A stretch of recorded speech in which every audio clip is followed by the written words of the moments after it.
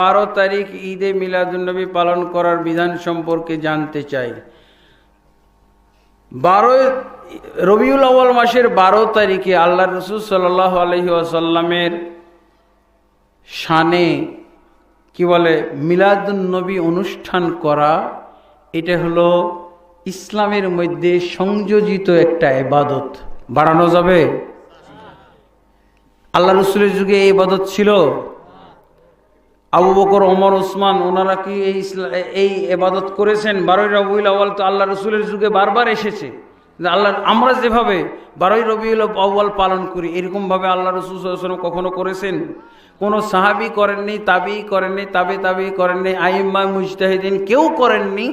অতএব এই 12 রবিউল আউয়াল আল্লাহর ইসলামের মধ্যে নেই, রাসূলের ইসলামের মধ্যে নেই, কোরআনের ইসলামে নেই, হাদিসের ইসলামে নেই, হুজুরের ইসলামে আছে। বোঝা গেছে? কোথায় আছে আমি ওটাও বলে দিলাম। আল্লাহর ইসলামে নাই, হুজুরের ইসলামে আছে। অনেক হুজুরের দরবারে তো ইসলামের চাষ হয়, বুঝেছেন না?